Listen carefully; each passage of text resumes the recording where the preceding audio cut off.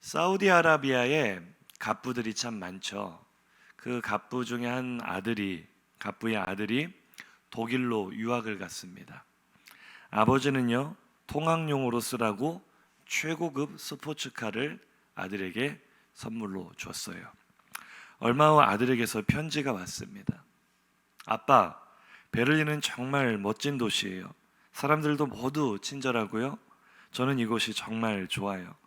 그런데 아빠, 학교에 갈 때마다 아빠가 사주신 황금색 페라리가 조금 창피할 때가 있어요. 왜냐하면 모든 교수님들과 다른 학생들은 기차를 타고 다니거든요. 이렇게 편지가 왔습니다. 이 편지를 받은 아빠에게 얼마 지나지 않아 답장이 왔습니다. 아빠의 답장 한번 볼까요? 사랑하는 아들아, 방금 내 계좌로 2천만 달러를 입금했단다. 2천만 달러는 230억 원 정도 됩니다. 더 이상 우리 가족 망신시키지 말고 너도 가서 기차를 하나 사려무라. 그 뜻이 아닌 것 같기는 한데 이런 아빠가 있다면 얼마나 좋을까요? 안 좋으시겠어요? 내가 구하는 것은 구하는 것 그 이상으로 무엇이든지 다 해주는 그런 아버지. 많은 사람들은 세상에 그런 아버지가 어디에 있느냐, 그런 일은 재벌들이나 할 수 있는 것 아니냐라고 반문하기도 해요. 신세계백화점 지하 1층 식품 코너에서 다정하게 장을 보고 있는 엄마와 아들의 모습이 뉴스에 나왔습니다. 기사 사진으로 나왔는데요, 아들이 뭔가를 사달라고 떼쓰는 것 같죠. 보통은 이런 경우 우리가 아들이 뭐라고 하죠? 엄마, 나 이거 사줘 라고 떼를 쓰는 것으로 이해를 하는데, 이 기사에 이상한 제목이 붙었습니다. 뭐라고 제목이 붙었느냐? 엄마, 나 이 마트 사줘. 알고 보니 엄마가 호텔신라 대표인 이부진 사장이었어요. 근데 사람들이 그 기사 아래 댓글로 단 센스 있는 그 엄마의 대답이 이랬을 것이다가 더 재밌습니다. 엄마가 이렇게 대답했을 거래요. 고모네 와서 떼쓰는 거 아니랬지? 정 필요하면 네 용돈으로 사. 재벌들은 원하는 모든 것을 다 가질 수 있을까? 제가 최인식 목사님과 사석에서 식사할 때 이야기를 들었는데요, 최 목사님께서는 전혀 다른 이야기를 하세요. 우리는 재벌들이 돈이 많으니까 흥청망청 돈을 쓰면서 사치할 것을 생각하지만 사실은 재벌들만큼 검소한 사람들이 없답니다. 정말 물건 하나도 허투루 버리거나 함부로 쓰는 법이 없대요. 그러니까 재벌이 되는 거겠죠. 근데 우리 같은 일반 사람들은 돈이 많으면, 삼성가 정도 되면 원하면 뭐 마트도 아들에게 사줄 수 있고 그런 거 아니냐, 이렇게 생각하기 쉬운데요, 사실은 그렇지 않답니다. 재벌이라 할지라도 자기가 원하는 모든 것을 다 가질 수는 없는 거죠. 사실 자기가 원하는 모든 것을 다 가질 수 있는 사람이 얼마나 되겠습니까? 저는 저런 사진과 같은 상황이 저도 어렸을 때 있었는데요, 제가 엄마를 따라 시장에 가면 꼭 문구점 앞에서 발길이 멈췄대요. 제가 플라스틱으로 만든 그 장난감 칼들을 되게 좋아했거든요. 근데 제가 얼마나 착한 아들인지 절대로 엄마에게 사달라고 떼를 안 썼대요. 철이 들었죠. 그냥 갖고 싶어서 한참 보고만 있었대요. 그럼 엄마가 그 모습이 안쓰러워서 그 없는 형편에도 또 돈을 내서 그 장난감을 사주시곤 했다고 들었는데요, 이게 우리들의 일반적인 모습 아닙니까? 갖고 싶은 것이 있어도, 원하는 것이 있어도 어차피 그것은 내 것이 될 수 없다는 것을 잘 알기 때문에, 장난감 칼이야 내 것이 될 수도 있겠지만 사실 우리가 바라는 꿈과 소망을 다 이루어지기 어렵다는 것 누구나 잘 알고 있잖아요. 그래서 오르지 못할 나무라고 생각을 하는 거죠. 나는 가질 수 없는 것이라고 생각을 하는 거예요. 그것이 우리의 일반적인 모습 아닙니까? 우리에게 분명한 한계가 있다는 것을 알고 있기 때문이죠. 그래서 많은 경우 사람들은 마음에 간절히 바라는 소원이 있어도 그것을 구하지 않습니다. 구한다고 한들 누가 들어주겠어요? 누가 그것을 나에게 주겠어요? 어차피 내 능력으로는 가질 수 없는, 오를 수 없는 나무다라고 생각을 하는 거죠. 그런데 성경에는 놀랍게도 그 오를 수 없는 나무에 올라간 사람들이 많이 등장합니다. 뽕나무에 올라간 삭개오 이야기를 하는 것이 아니라 자기가 가질 수 없는 것들, 자신의 능력으로는 도저히 얻을 수 없는 것들을 얻어낸 사람들이 너무나 많이 나온다는 거예요. 너무나 많아서 다 소개할 수 없지만 우리가 오늘 마태복음 본문을 봤기 때문에 마태복음만 해도 너무나 많아요. 그런 사람들이. 딱 세 가지 케이스만 한번 살펴볼 건데요. 먼저 첫 번째 마태복음 8장 1절에서 3절입니다. 지금 제가 소개해드리는 이 모든 구절은요, 똑같은 구조를 가지고 있거든요. 한번 유의하면서, 노란 글씨 유의하면서 읽어보세요. 시작. 예수께서 산에서 내려오시니 수많은 무리가 따르니라. 한 나병 환자가 나와 절하며 이르되 주여 원하시면 저를 깨끗하게 하실 수 있나이다 하거늘 예수께서 손을 내밀어 그에게 대시며 이르시되 내가 원하노니 깨끗함을 받으라 하시니 즉시 그의 나병이 깨끗하여 진지라. 아멘. 오늘날도 이 나병, 한센병이라고 하죠. 지금은 문둥병이나 나병이라고 하지 않고 한센병이라 하는데 무서운 병이죠. 더구나 이 성경시대의 나병이라 하면 하나님께 저주를 받은 증거로 여겨졌고 그 당시 의학으로는 죽을 때까지 고칠 수 없는 불치병이다, 이렇게 여겨졌어요. 그렇게 무서운 병이 어떤 차도를 보이는 것도 아니고 갑자기 하루아침에 사라졌다, 깨끗해졌다라는 것은 당시 사람들에게 상상할 수 없는 일이었습니다. 누구도 기대하지 못하고 그것은 아예 불가능한 일이다라고 못 박아 버릴 만한 그런 문제였어요. 오를 수 없는 나무였죠. 오늘 예수님을 찾아온 한 나병 환자에게도 이것은 오를 수 없는 나무였습니다. 그런데 조금 전에 그 본문 다시 한번 띄워보세요. 이 본문의 구조를 보셔야 될 게 지금 예수님을 둘러싸고 있는 수많은 무리가 있습니다. 그 무리들 중에는 이 나병 환자가 한 사람은 아니었을 거예요. 나병이 아니더라도 저마다 해결 불가능한 질병의 문제라든지 아니면 해결 불가능한, 이것은 결코 내 힘으로 어떻게 할 수 없다는 문제를 가진 사람들이 그 수많은 무리 가운데 많이 있었을 거라고요. 그런데 그들 가운데 결코 오를 수 없는 나무, 결코 해결될 수 없는 문제가 단번에 해결되는 기적을 맛본 사람은 단 한 사람, 이 나병 환자 뿐이었습니다. 아멘이십니까? 다른 이야기를 한번 볼까요? 이러한 오를 수 없는 나무에 올라간 또 다른 경우 마태복음에서 찾아봅니다. 마태복음 20장으로 갑니다. 20장 29절에서 34절. 자, 공통점들을 찾아가면서 한번 읽습니다. 그들이 여리고에서 떠나갈 때 큰 무리가 예수를 따르더라. 맹인 두 사람이 길가에 앉았다가 예수께서 지나가신다 함을 듣고 소리질러 이르되 주여 우리를 불쌍히 여기소서. 예수께서 불쌍히 여기사 그들의 눈을 만지시니 곧 보게 되어 그들이 예수를 따르니라. 아멘. 좀 구조를 한눈에 보기 쉬우시도록 제가 말씀을 중간에 요약을 많이 했는데요, 비슷한 점을 찾으셨습니까? 현대의학으로도 이 맹인, 눈에 빛을 잃었다, 실명을 했다는 것은 어찌해 볼 도리가 없는 가장 답답한 문제입니다. 저는 지금 제 아버지께서 거의 실명이 되신 상황이기 때문에 이 고통을 누구보다도 더 가까이 체험하고 있거든요. 아버지 본인은 얼마나 더 답답하시겠어요. 눈이 안 보이면 이식하면 되지 않느냐, 오늘날 의학이 얼마나 발전했는데 그렇지 않습니다. 이 각막은 이식이 가능한데요, 정말 중요한 망막은 한번 손상이 되면 인간의 기술로는 도저히 재생할 방법이 없답니다. 우리 눈 안에 있는 망막이라는 것은 처음 가지고 태어난 그대로 평생을 살아야 돼요.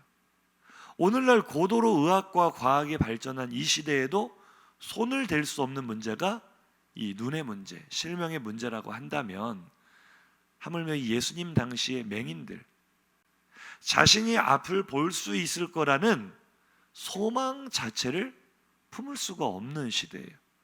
상상조차 할 수가 없어요. 누가 고치겠어요? 앞이 보이지 않는 이 문제를. 그러니까 지금 말씀이 요약이 되었지만 우리가 다 읽진 않았지만 이 맹인들이 예수님께 나와 우리를 불쌍히 여겨달라고 할 때, 이때도 말씀 한번 띄워보세요. 예수님 주위에는 동일하게 누가 있었어요? 큰 무리가 있었어요. 그들 중에는 또 다른 맹인이 있었을 수도 있어요. 그들 중에는 맹인은 아니더라도 그와 동일한, 그와 비슷한 해결 불가능한 문제를 안고 있는 사람들이 많이 있었을 거예요. 근데 모든 사람이 마음속에 이미 낙담을 하고 살아갑니다. 아예 이거는 안 되는 건 안 되는 거야라고 마음에 확정을 짓고 살아가기 때문에 아무도 그 문제를 입 밖으로 꺼내지를 않아요. 이걸 누가 해결할 수 있겠어? 믿지를 않는 거죠. 믿을 수가 없는 거죠. 그래서 이 맹인 두 사람이 우리를 불쌍히 여기소서라고 했을 때 그 주변에 있는 사람들의 반응은 어땠습니까? 시끄럽다, 조용히 해라, 입 좀 다물어라. 왜 그런 반응이 일어났을까요?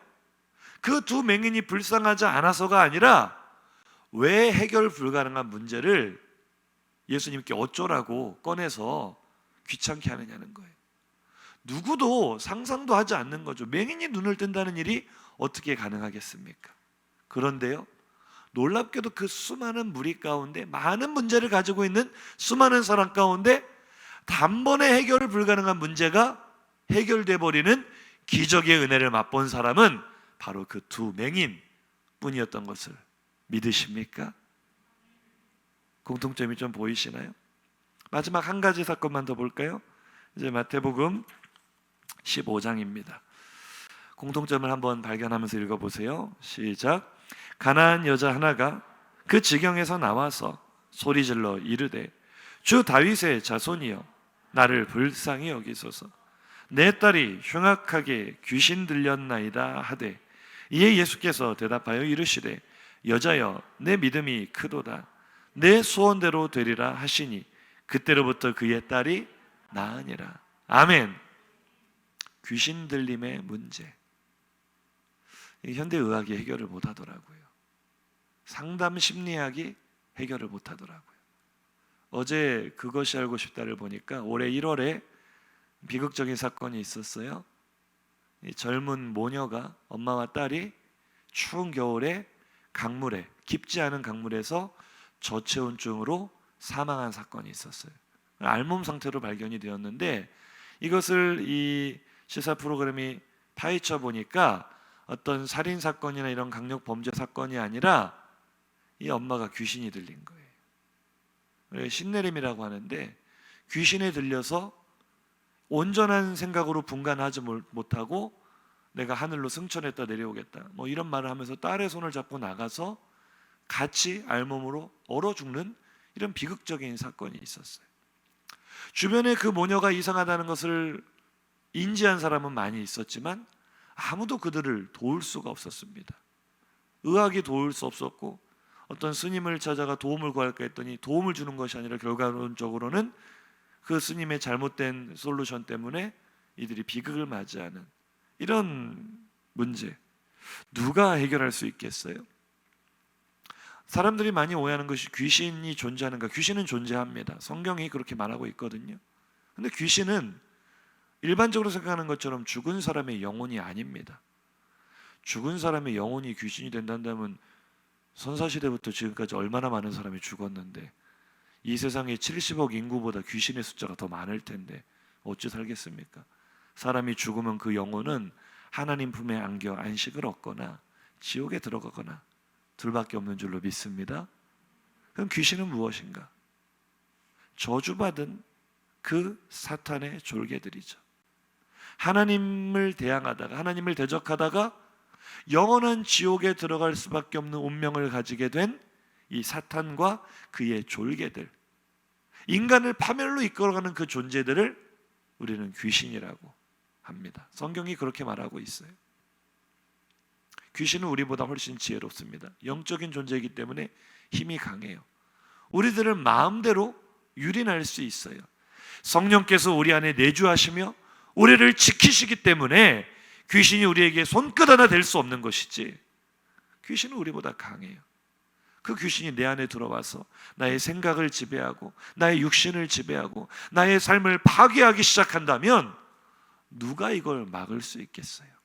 성경에도 나오잖아요. 거라사 지방에 귀신 들린 사람이 그 쇠사슬로 결박해 놔도 그 쇠사슬을 끊어버리고 아무 때나 소리 지르고 나와서 아무도 그를 통제할 사람이 없습니다.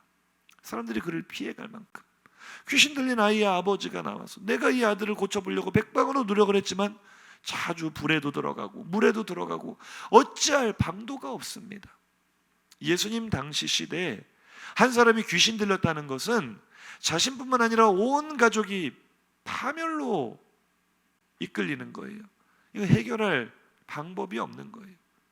그런데 오늘 두로와 시돈이라는 지방에 살고 있던 한 가나안 여인, 수로보니게라는 지역에 살고 있는 이 여인이 다급함으로 주님께 찾아왔습니다. 자기가 아니라 자기 딸의 문제에 내 딸이 귀신 들려 죽게 되었습니다. 오늘도 보시면 본문 다시 한번 보여주시면 그 지경에서 나와서, 그 지경은요 두로와 시돈 지경을 말하는데요, 예수님 당시 두로와 시돈은 유대의 지방이 아니라 이방, 보다 더 흑암의 권세에 눌려있는 그 지역, 그 두로와 시돈에 수많은 사람들이 살고 있었을 것이고 그 지역에 어둠의 권세에 사로잡힌 사람은 많았을 겁니다. 이 여인처럼 해결 불가능한 문제를 안고 고통받는 사람은 많았을 거예요. 그런데 그들 중 누구도 그 문제가 해결되는 기적의 은혜는 맛보지 못했는데, 이 여인도 사실은 오늘 제가 말씀을 좀 요약했지만 이 중간에 예수님께서 참 상처되는 말을 하시잖아요. 고쳐주세요. 평소에 예수님이라면 사랑으로 품어주시고 즉시로 고쳐주실 텐데 자녀의 떡을 취하여 개들에게 던짐이 마땅치 아니하다. 의도가 있는 말씀이었고 오늘은 이것이 본문이 아니기 때문에 제가 넘어가지만 전에도 한번 설교했어요. 이 속에 예수님께서 이 여인의 믿음을 달아보시려고 하시는 여러 가지 의도가 있었겠지만 표면적으로 바라보면 굉장한 모멸감을 느끼는 말 아닙니까? 나에게 개라고 하는 거예요. 너는 이런 기적을 맛볼 자격이 없다. 다른 분도 아니라 예수님의 입으로부터 이런 말을 듣는다면 누가 낙심하지 않겠어요? 그런데 그 여인은요, 마치 그 두 맹인이 주변 사람들이 조용히 하라 했을 때 더 크게 소리를 질렀던 것처럼 예수님께서 자신의 요청을 거절한다는 느낌을 받았을 때 이 여인은 더 절박하게 부르짖습니다. 주님, 맞습니다. 저는 개입니다. 그러나 개들도 주인의 상에서 떨어진 부스러기는 먹습니다. 예수님의 시험에 통과를 한 거죠. 그때 조금 전에 우리가 마지막에 읽었던 예수님의 결론이 그거죠. 여자여, 내 믿음이 크도다. 내 소원대로 되리라 하시니 그때로부터 그의 딸이 나으니라. 아멘. 아무도 만질 수 없고 해결할 수 없는 그 심각한 문제가 해결되는 놀라운 기적은 두로와 시돈에 살고 있던 수많은 사람들 가운데 오직 한 사람, 이 여인에게만 허락된 기적인 줄로 믿으시기 바랍니다. 아멘. 오늘 제가 소개한 이 세 가지 사건에는 세 가지 공통점이 있어요. 첫째, 주인공들은 절대로 해결할 수 없는 문제를 가지고 있습니다. 둘째, 그 문제가 해결될 것이라고는 조금도 기대하거나 상상조차도 하지 않는 무리들이 등장을 합니다. 마지막 세 번째, 그럼에도 불구하고 정작 그 심각한 문제를 가지고 있는 당사자들은 이 문제가 해결될 것이라고 믿고 있어요. 그래서 그들은 예수님께 이 문제를 가지고 나왔고 간구했습니다. 할렐루야. 그 결과는 우리가 보다시피 그들의 문제가 해결이 되는 기적을 맛본 거죠. 나병 환자는 자신을 기피하고 경멸하는 주위 사람들의 시선에도 아랑곳하지 않았습니다. 당시 나병 환자는 윗입술을 가리고 부정하다 머리를 풀어헤치고 내가 나병 환자입니다 라는 표시를 하면서 거리를 나갈 수 있었습니다.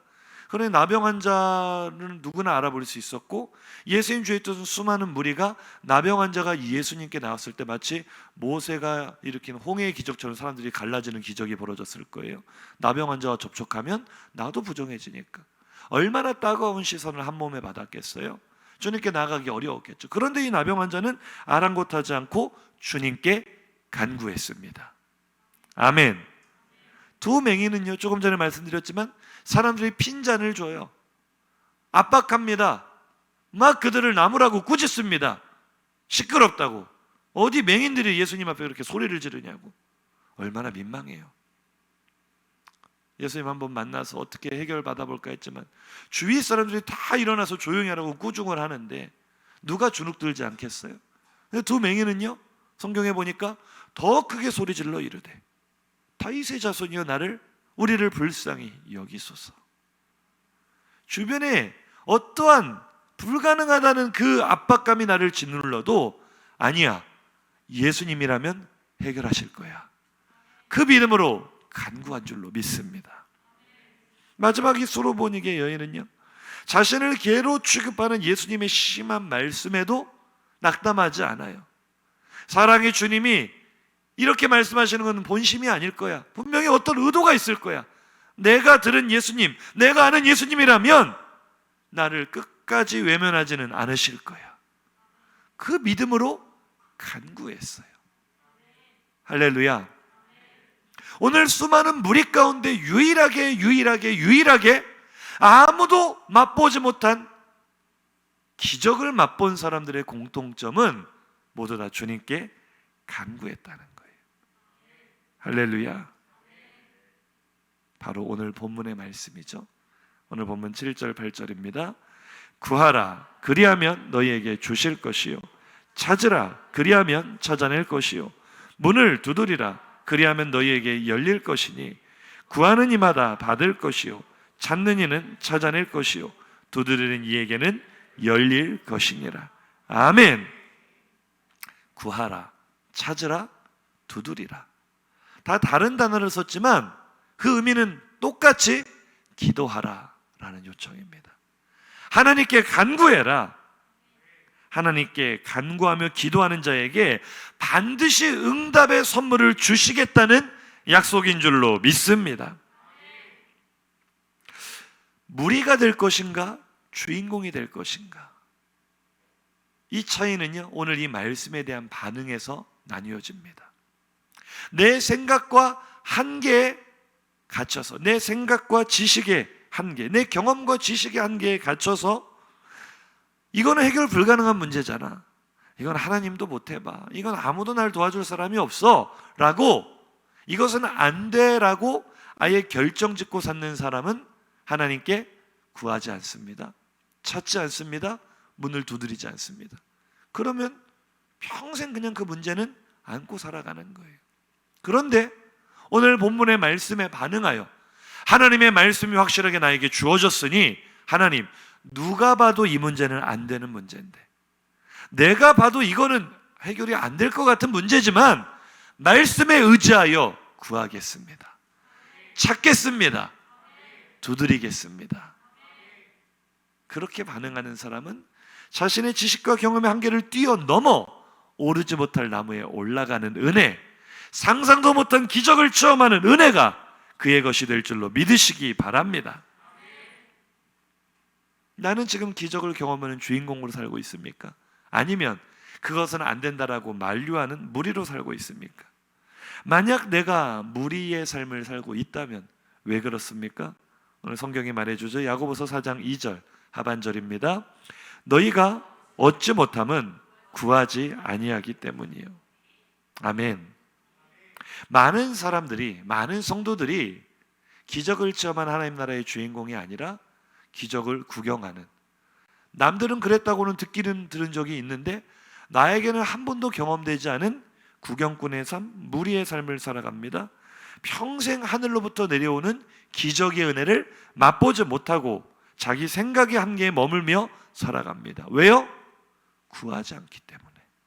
구하지 않기 때문에. 한번 저를 따라 하실까요? 구하지 않으면 나만 손해입니다. 구하지 않으면 나만 손해다. 한 가지 이야기를 들려드릴 텐데요, 2000년도에 출판되어 전 세계적으로 초대형 베스트셀러가 된 책이 있습니다. 바로 브루스 윌킨슨이 쓴 야베스의 기도라는 책이죠. 아마 성도님들 댁에도 찾아보면 이 책이 있을 수 있습니다. 저도 어제 설교 준비하다가 문득 생각이 나서 찾아보니까 있더라고요. 이 책이요, 아주 작은 책이에요. 내용도 짧습니다. 만사형통의 복을 구하는 원리에 대해 설명하고 있습니다. 오늘날 많은 사람들이 이 책을 좋아하지만 또 한편에서는 이 책은 너무나 기복주의적 아니냐, 너무 복음의 본질에서 빗나가 있는 거 아니냐라고 비판하는 사람들도 있습니다. 그런데 이 책의 내용 중에는 우리가 귀담아 들어야 될 내용들도 분명히 많이 있어요. 한 토막 이야기를, 이 책의 내용을 소개를 할 텐데요. 브루스 윌킨슨이 책 속에서 아마 쓴 동화 같은 이야기인데, 천국에 간 존이라는 사람의 이야기입니다. 존이라는 사람이 예수를 잘 믿고 신앙생활을 하다가 죽어서 천국에 갔습니다. 제가 전에 그런 얘기를 한 적이 있잖아요. 천국에 간 장로님이 가자마자 평신도들은 앉아서 짜장면을 먹고 있는데 장로님 오니까 어서 오십시오가 아니라 빨리 가서 서빙하라고 하니까 기분이 팍 상하셨다고 하잖아요. 아니, 저 사람 평신도는 앉아서 밥을 먹는데 장로였던 나에게 서빙을 하라니 이게 무슨 무례냐라고 말을 했더니 천사가 말하기를, 장로님 그런 말씀 마십시오. 목사님은 지금 배달 나가셨습니다. 이런 얘기 했잖아요. 천국에 가보니까 베드로가 문지기예요. 가장 높은 자리에 앉아있을 줄 알았던 베드로가 가이드 안내를 하고 있습니다. 우스갯소리겠지만 베드로가 존을 천국 이곳저곳으로 안내를 합니다. 황금길이 보여요. 아름다운 집들이 보이고 천사들의 합창소리에 넋이 나갑니다. 너무나 황홀한 천국의 아름다움에 존이 푹 빠졌습니다. 그런데 베드로를 따라 이곳저곳 구경을 하다 보니 이상한 건물, 커다란 창고 같은 건물이 있는데 창문은 하나도 없고 문은 다 하나밖에 없는 그런 창고 건물이 있었어요. 존은 갑자기 궁금증이 생겨서 베드로에게 묻습니다. 저 안을 좀 볼 수 있을까요? 그러자 지금까지 어디든 데리고 가던 베드로가 참 난처한 표정을 지으며 안 들어가는 게 나을 텐데 그러는 거예요. 그러자 존이 갑자기 오기가 생겨서, 아니 천국의 비밀이 어디 있대요? 보여주세요 라고 떼를 쓰기 시작합니다. 그러자 베드로가 난처한 표정으로 할 수 없이 이 존을 데리고 그 창고 안으로 들어갔습니다. 들어가 보니 내부는 더 깜짝 놀랄 만한 모습이었어요. 그 큰 건물의 바닥에서 천장까지 선반들이 빼곡히 들어차 있는데 각 선반에는 빨간 리본이 묶여진 하얀 상자들이 깔끔하게 정돈이 되어 있었어요. 놀라운 것은 각 상자마다 사람 이름이 적혀져 있었던 거예요. 안하일, 오다빈, 이렇게 다정 이렇게 적혀져 있는 거예요. 그래서 존이 갑자기 궁금해지잖아요. 제 이름이 써진 상자도 혹시 있나요? 라고 물어서 베드로가 머리를 긁적거리며 아니 그게 라고 말을 줄이고 있는 틈에 벌써 자기 이름을 찾아 달려가고 있는 겁니다. 자기 이름 첫 글자에는 J라고 써진 선반을 찾아가서 베드로가 놀래가지고 황급히 뒤따라오는데 벌써 자기 상자를 찾아내서 리본을 풀고 안을 열어보고 있는 거예요. 베드로는 차라리 보지 말아야 되겠다 눈을 감았어요. 그리고 얼마 지나지 않아 존에게 깊은 탄식과 한숨소리가 터져 나옵니다. 베드로는 그 모습을 얼마나 많이 봤는지 몰라요. 천국에 오는 사람마다 이 똑같은 광경을 여러 번 반복해서 봤거든요. 존이 그 상자에 자기 이름이 적힌 상자의 리본을 풀고 뚜껑을 열자마자 한눈에 알아봤어요. 그 속에 뭐가 있는지. 자기가 이 땅에 사는 동안 그토록 갖기를 원하고 소원했던 자신의 꿈들, 소원들, 소망들이 그 상자 안에 빼곡히 담겨 있는 거예요. 그런데 존은 이 세상에 살아갈 동안 그것들 중 하나도 받지 못했거든요. 왜요? 구하지 않았기 때문에. 구하지 않았기 때문에. 너희가 얻지 못함은 구하지 아니하기 때문이에요. 사랑하는 성도님들, 하나님께서 우리에게 구하라, 찾으라, 두드리라 명령하시는 이유는 이미 나에게 주시려고 예비하신 응답이 있기 때문인 줄로 믿으시기 바랍니다. 그걸 구하지 않아요. 구하지 않으면 우리도 천국에 가서 존과 똑같은 상황을 연출할지도 모릅니다. 내가 그토록 원했는데, 내가 그토록 소망했는데 하나님께 구하지 않았기 때문에, 찾지 않았기 때문에, 두드리지 않았기 때문에 내가 이것을 하나도 얻지 못했구나, 그렇게 후회하지 않기를 주님의 이름으로 축복합니다. 우리가 영적인 청개구리가 될 때가 얼마나 많아요. 하나님 우리에게 구하라 하시는데 우리가 사람의 도움은 구해도요, 물질의 힘은 구해도요, 하나님께는 죽어도 안 구하는 사람들이 있어요. 하나님께는 절대로 구하지 않는다니까요. 왜일까? 생각을 해보니까요, 이런 이유 아닐까요? 한번 따라 하실까요? 하나님이 어떤 분이신지 잘 알지 못하기 때문입니다. 하나님이 누구신지를 오해하고 있기 때문에 우리가 구하지를 않는 거예요. 뭔가 내가 원하는 것을 구하기에는 너무나 먼 당신처럼 하나님을 오해하는 분들이 많습니다. 성경은 하나님이 어떤 분이시라 말합니까? 야고보서 1장 17절입니다. 온갖 좋은 은사와 온전한 선물이 다 위로부터 빛들의 아버지께로부터 내려오나니 그는 변함도 없으시고 회전하는 그림자도 없으시니라. 아멘. 성경은 하나님을 빛들의 아버지다 라고 이야기합니다.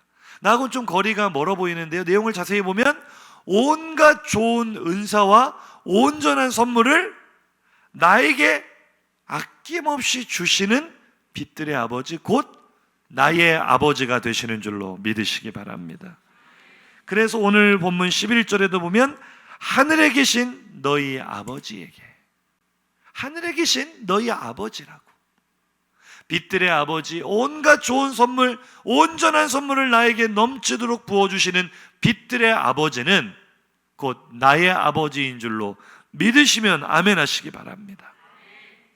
하나님은 정말 나의 아버지가 되시는데요, 나의 필요를 채워주기 위해서라면 어떠한 희생이라도 마다하지 않고 기꺼이 해주시는 좋은 아버지가 바로 우리 하나님이신 줄로 믿습니다.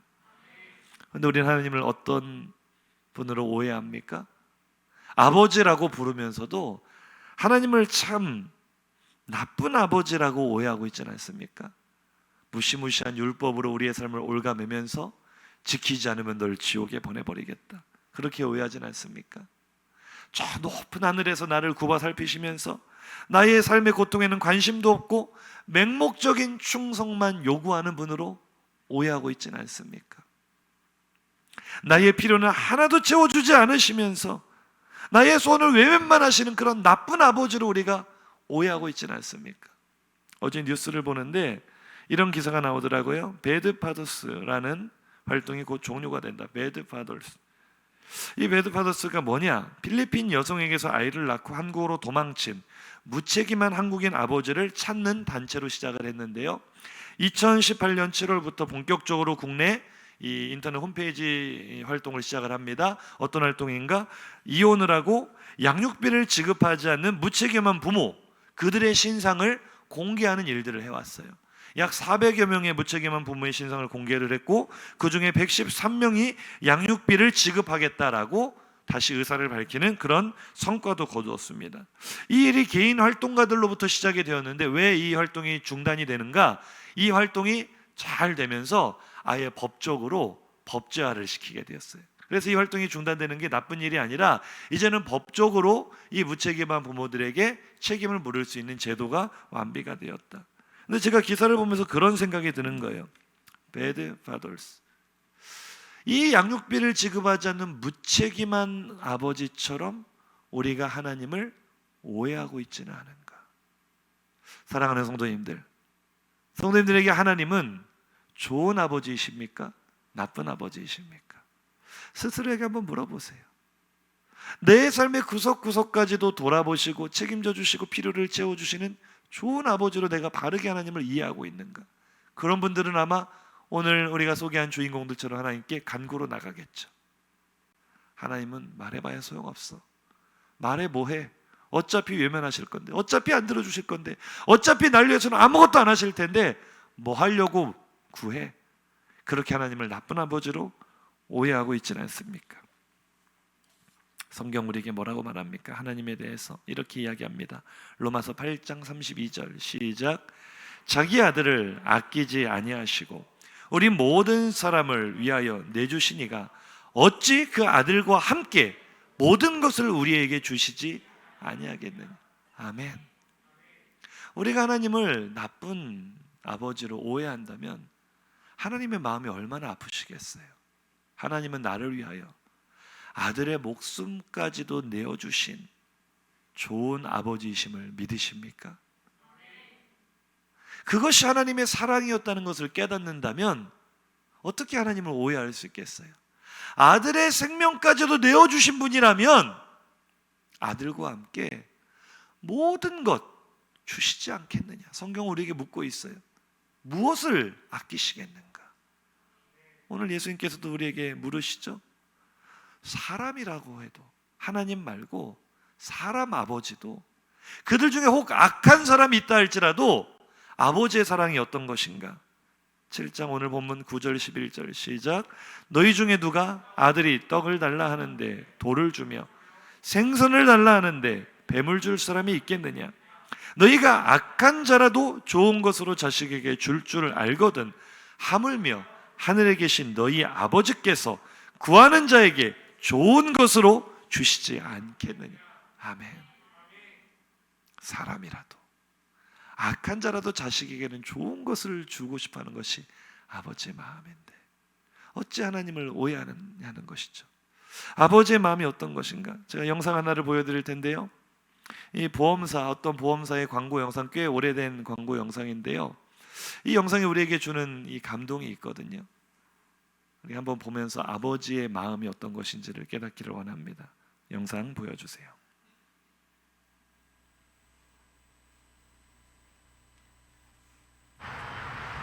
아이들은 자신의 꿈에 대해 어떤 생각을 갖고 있을까요? 한 고등학교를 찾아가 청소년의 꿈을 스케치하다라는 주제로 의식조사 프로그램을 촬영하기로 했습니다. 안녕하세요. 수능 잘 봤어요? 다들 시선을 피하는데 오늘 얘기할 거에 대해서 조금 학생들이 생각하는 꿈은 과연 무엇일까요? 질문지를 갖고 왔어요. 이제 죽기 전에 꼭 해보고 싶은 당신의 꿈은 무엇인가요? 이게 버킷리스트라고 하죠, 요즘에.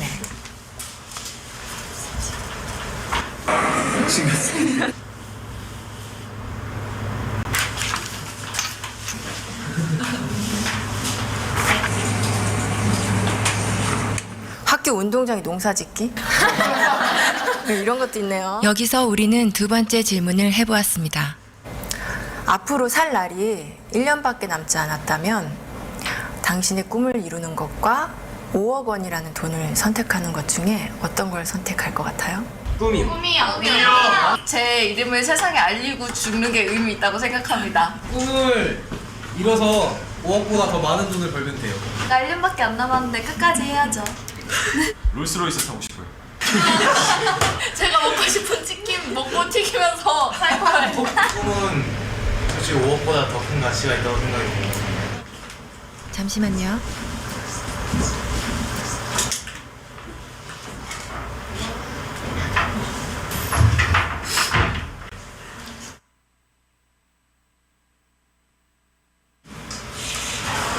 우리 온 가족이 함께 모여서 외식도 좀 건화한 데서 좀 해보고 싶고 하고 싶은 게 너무너무 많죠. 아들이랑 둘이서 배낭여행 한번 가고 싶어요. 집 투어? 아들이랑? 저희 고향 양평으로 내려가서 그림같이 멋있는 집을 짓고 사랑하는 가족과 함께 행복하게 사는 게 제 꿈입니다. 조그만 극장이라도 하나 해줬으면 성진이가 하고 싶어하는 거니까. 많은 추억이나 또 집사람한테 그동안 못 해준 거 그런 것만 생각나더라고요. 가족과 함께 여행을 하는 게 제 꿈입니다. 근데 할 수만 있으면 진짜 같이 한번 성진이 데리고 여행을 좀 해보고 싶습니다. 구석에 친구들 한번 만나보고 싶어요. 맥주 한잔 마시고 싶어요. 맥주 괜찮죠?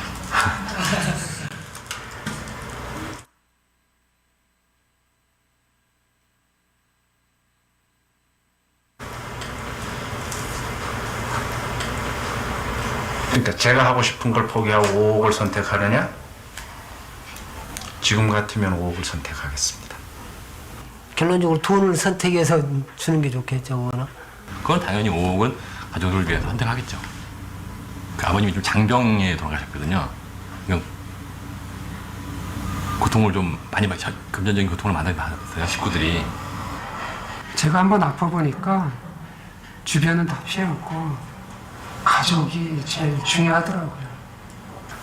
제가 앞으로 한번 일을 더 한다고 해서 현실적으로 5억을 벌어놓고 성진이한테 기여를 하고 간다는 보장이 있겠습니까? 5억을 선택하면 남겨진 가족들한테는 도움이 될 수 있으니까 저가 하고 싶은 일을 포기할 수 있죠. 그거를 대가로 한다면. 구체적인 얘기를 한다면 아들이 이제 뭐 자기가 생활하는데 뭐 사회생활하는데 기초자금이라도 뭐 될 수 있었으면 좋겠고. 저뿐만 아니라 모든 부모들이 똑같은 생각을 갖고 있을 것 같은데요. 그렇죠. 저는 아빠고 가장이니까. 앞으로 살 날이 1년밖에 남지 않았다면 자신이 이루고 싶은 꿈과 돈 중에서 무엇을 선택하겠는가? 모든 자녀들은 꿈을 선택했습니다. 1년밖에 남지 않았으면 내가 원하는 것을 하고 살아야죠. 근데 약속이 난 듯이 모든 아버지들은 돈을 선택했어요. 내 꿈이 중요한 게 아니라 1년밖에 남지 않은 삶이지만 내가 원하는 삶을 사는 것이 중요한 것이 아니라 내 자녀에게 어떻게든 좋은 것을 주고 싶다. 나를 희생해서라도 자녀의 기쁨을 주고 싶다. 이것이 바로 아버지의 마음 아닙니까? 제가 어린 시절 모든 목회자들이 그랬겠지만 가정의 경제적인 형편이 좋지는 않았어요. 재밌는 것은 저는 한 번도 어린 시절 제가 가난하다는 생각을 하고 자라지 않았습니다. 부모님께서 그렇게 참 최선을 다해 저를 키워주셨고 또 당당하게 하셨던 것 같아요. 반지하도 아니고 완전히 허물어져 버리는 그런 집에 살았었거든요. 아버지께서 부교육자 생활하실 때. 지금 그 교회 가보면 그 집이 주차장이 됐더라고요. 지대가 얼마나 낮았는지 메워가지고 주차장을 만들었는데, 제 5살 정도 때로 기억하는데 아버지 서재로 들어가려면 제 키만큼 높은 그 높이를 훌쩍 뛰어내려서 지하로 들어갔어야 됐어요. 그런 집에 살았는데 지금 돌아 생각해보면 참 미스테리가, 그때 제가 장난감 바구니가 있었거든요. 그 어려운 형편이었는데 이 장난감 바구니는 항상 풍성했어요. 그때는 그게 당연한 줄 알았는데 지금 생각해보니 미스테리예요. 도대체 그것들은 어디서 온 것인가?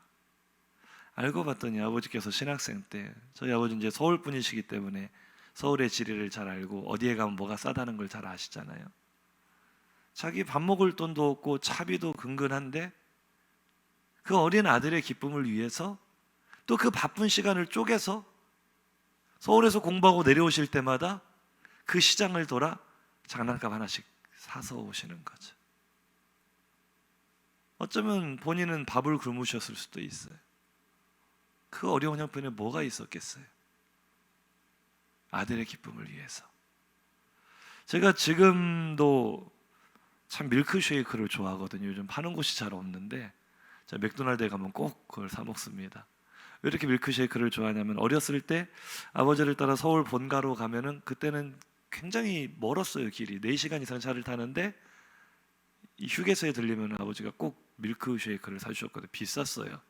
제가 좋아하니까 사주셨는데 나중에 알고 봤더니 이 목사님들, 전사님들이 이제 신학교를 왔다 갔다 할 때 중간에 휴게소에 들리면 좀 사례를 많이 받고 여유가 있는 전사님들은 그 밀크쉐이크를 꼭 사서 드셨나 봐요. 휴게소에서. 근데 저희 아버지는 형편이 어려운 분들은 그것을 보기만 한 거죠. 그게 마음속에 좀 응어리로 남지 않았겠어요? 그거를 자기 자식에게 풀어주는 거예요. 내 자식은, 내 아들은 이런 거 못 먹고 사는 게 아니라 이 맛을 누리며 살았으면 좋겠다. 본인은 안 드셔도 자식의 기쁨을 위해서라면 얼마든지 희생할 수 있는 것이 아버지의 마음이죠. 오늘 주님께서 말씀하십니다. 하물며 사람도 그렇게 하는데 혹여나 너희 중에 악한 자가 있어도 자식의 기쁨을 위해서라면 아낌없이 주는 것이 부모인데 하물며 하늘에 계신 너희 아버지께서 너희에게 좋은 것으로 주시지 않겠는가? 사랑하는 성도님들, 우리 하나님은 좋은 아버지이심을 믿으십니까? 오늘부터 우리가 나눌 이 메시지의 주제는요, 우리는 어떻게 행복한 삶을 살 수 있는가? 행복을 누리는 것이 우리의 첫 번째 사명인데 어떻게 행복을 누리며 살 수 있는가? 첫 번째는요, 하나님께서 좋은 아버지 되심을 믿는 것인 줄로 믿습니다. 하나님께서 좋은 아버지심을 믿는다는 것은 우리의 간구로 나타납니다. 하나님을 나쁜 아버지로 여기는 사람은 절대로 간구하지 않습니다. 구해봤자 주시지 않을 것을 알기 때문에 말하지 않아요. 그러나 하나님이 정말 나의 좋은 아버지가 되신다는 것을 믿는 사람은 반드시 구하게 돼 있습니다. 환경이 어떠하든 상황이 어떠하든 사람들이 그것을 얼마나 우습게 여기든 아니야. 사람들이 다 불가능하다 그래도 나의 좋은 아버지 되시는 하나님께는 불가능이 없어. 내가 구하면 내가 구하는 것 이상으로 하나님은 응답하실 거야. 그 좋은 아버지가 있는 사람과 없는 사람의 삶은 완전히 달라지겠죠. 하나님의 좋은 아버지 되심을 믿으며 행복을 누리시기를 주님의 이름으로 축복합니다. 요한복음 14장 13절 14절 시작. 너희가 내 이름으로 무엇을 구하든지 내가 행하리니 이는 아버지로 하여금 아들로 말미암아 영광을 받으시게 하려 함이라. 내 이름으로 무엇이든지 내게 구하면 내가 행하리라. 아멘. 우리가 왜 예수님의 이름으로 기도합니다 라고 기도를 마무리하죠? 기도가 끝났다는 주문이 아니에요. 성경이 약속하고 있어요. 내 이름으로 무엇이든지 구하면 내가 행하리라. 왜요? 먼저 주신 약속이 뭐죠? 아들의 생명을 너에게 주신 이가 어찌 아들과 함께 아들의 이름으로 너에게 모든 것을 주시지 않겠느냐.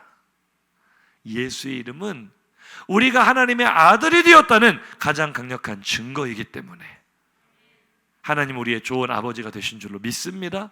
내가 예수의 이름으로 구하는 모든 것을 다 주시는 분인 줄로 믿습니다. 마지막 한 가지만 말씀드리고 오늘 설교를 마칠게요.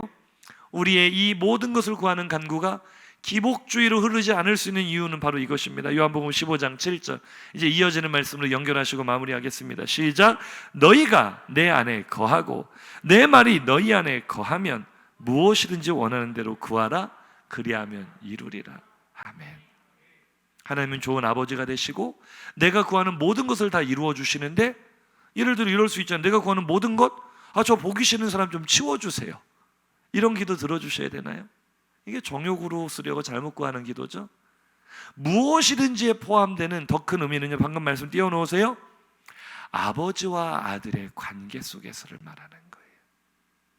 너희가 내 안에 거하고 내 말이 너희 안에 거한다. 뗄래야 뗄 수 없는 관계가 되었다. 그 사람이 구하는 것은요, 아버지의 마음을 상하게 하는 거 구하겠어요? 아버지의 뜻을 거스르는 거 구하겠어요? 그가 구하는 것이 곧 아버지의 뜻이 되고 그의 기쁨이 곧 아버지의 기쁨이 되는 그 관계성 속에서 우리가 구하는 모든 간구는 하나님의 영광이 되고 하나님의 역사가 되고 하나님의 나라가 될 줄로 믿습니다. 어느 것 하나도 이루어지지 않을 기도의 제목이 없는 줄로 믿으십니까? 오늘 그렇다면 이 말씀을 붙들고 나갔으면 좋겠어요. 하나님은 나의 좋은 아버지가 되십니다.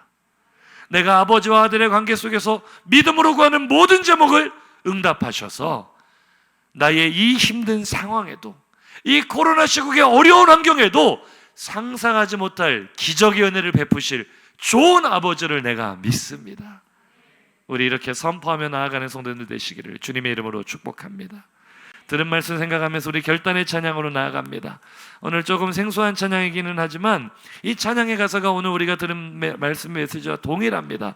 우리 함께 인사 나누실까요? 하나님은 나의 좋은 아버지가 되십니다. 하나님은 당신의 좋은 아버지가 되십니다. 구하는 모든 것을 응답하실 줄로 믿으십니까? 우리 그 믿음 가지고 결단하며 찬양하며 나아가겠습니다.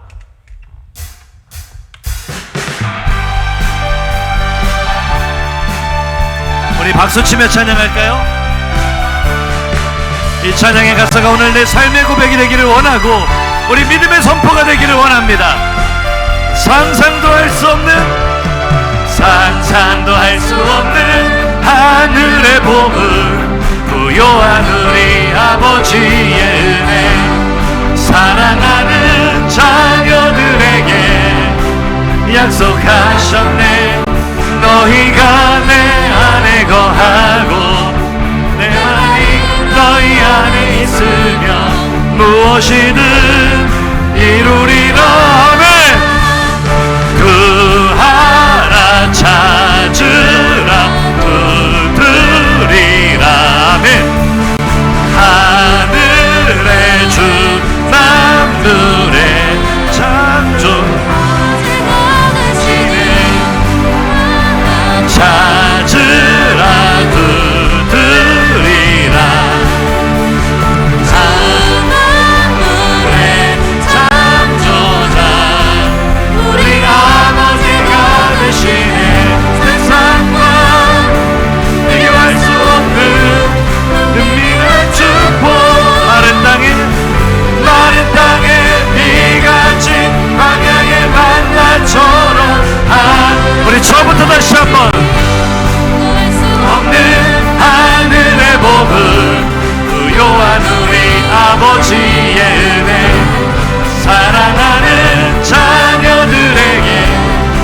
사실을 믿으십니까? 너희가 내 안에 거하고 너희 안에 있으면 무엇이든 이루리라. 아멘. 구하라 찾으라 두드리라. 만물의 창조자 우리 아버지가 구하라 찾으라 하늘의 만물의 창조자 우리 아버지 되신 하나님, 세상과 비교할 수 없습니다. 비교할 수 없는 은밀한 축복, 마른 땅에 비같이 광야의 만나처럼 하늘에서 내리시리. 할렐루야. 우리 하나님께 영광의 박수 올려드립니다. 할렐루야. 우리 찬양의 메시지들을 한번 기도해 볼까요? 우리 결단하며 기도하기를 원하는데요. 하나님은 나에게 어떤 분이십니까? 그분은 모든 좋은 은사와 온전한 선물을 나에게 부어주시는 좋은 아버지가 되시는 줄로 믿습니다. 그분이 말씀하십니다. 구하라, 찾으라, 두드리라. 만물의 창조자가 되시는 능력의 하나님이 너에게 주실 것이다. 왜 우리는 구하지 않았습니까? 왜 하나님께 매달리지 못했습니까? 나병 환자처럼, 두 맹인처럼, 수로보니게 여인처럼 환경의 제약에 왜 뚫지 못하고 그 한계를 넘어서지 못하고 우리는 왜 낙심하고 절망했습니까? 하나님께서 나의 좋은 아버지가 되심을 인정하지 못했기 때문은 아닙니까? 이 시간 결단하며 기도할 때 우리 이렇게 기도하겠습니다. 하나님은 나의 좋은 아버지가 되십니다. 나를 위해 아들의 생명까지 아끼지 않고 부어주시는 하나님께서 나에게 그 무엇도 아끼지 않으시고 구하는 모든 것을 주실 줄로 믿사오니 상상할 수 없는 기적의 은혜를 나도 맛보게 하여 주옵소서. 하나님의 자녀로서 행복을 누리며 살아가게 하여 주시옵소서. 이러한 제목으로 주여 한번 부르짖고 기도합니다. 주여. 살아계신 하나님 은혜를 감사하며 찬양하며 기도합니다. 하나님께서 나의 좋은 아버지가 되심을, 나의 아버지가 되심을 내가 믿지 못하고 내가 구하지 않았음을 주님 앞에 고백합니다. 하나님을 오해했습니다.